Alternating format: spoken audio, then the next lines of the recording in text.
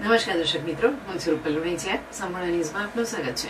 ભાભર તાલુકામાં છેલ્લા 4 દિવસ દરમિયાન પડેલા અતિભારે વરસાદથી ખેડૂતોને થયેલા વ્યાપક નુકસાનને પગલે તાલુકાના સરપંચોએ ગુજરાતના મુખ્યમંત્રીને સંબોધીને રાહત પેકેજ જાહેર કરવાની માંગ સાથે ભાભર તાલુકા પંચાયત કચેરી ખાતે આવેદનપત્ર સુપ્રત કર્યું હતું. તાલુકામાં 14 ઇંચથી વધુ વરસાદ નોંધાતા તમામ ગામોમાં ખેતરોમાં 2 થી 3 ફૂટ પાણી ભરાઈ ગયું છે. પરિણામે ઉભા પાકને નુકસાન થયું છે તેમજ અનેક વિસ્તારોમાં ખેતીની જમીનનું પણ મોટા પ્રમાણમાં ધોવાણ થયું હોવાનું જણાવાયું છે. આ પરિસ્થિતિને ધ્યાનમાં રાખી ભાભર તાલુકાના સરપંચોએ બેઠક યોજી હતી. બેઠક બાદ મુખ્યમંત્રીને સંબોધીને તૈયાર કરાયેલા આવેદનપત્રમાં તાલુકા પંચાયત કચેરીમાં સત્તાવાર રીતે રજૂ કરી ખેડૂતો માટે વિશેષ રાહત પેકેજ જાહેર કરવાની માંગ કરવામાં આવી હતી. આવેદનપત્રમાં ભાભર તાલુકાના તમામ ગામોમાં પાક નુકસાની અને જમીન ધોવાણનો ભેદભાવ વગર તાત્કાલિક સર્વે કરવાની માંગ કરવામાં આવી છે. ઉપરાંત પાક નુકસાની બદલ હેક્ટર દીઠ ₹50,000ની સહાય તથા જમીન ધોવાણનો ભોગ બનેલા ખેડૂતોને હેક્ટર દીઠ ₹1 લાખની સહાય મંજૂર કરવાની રજૂઆત કરવામાં આવી છે.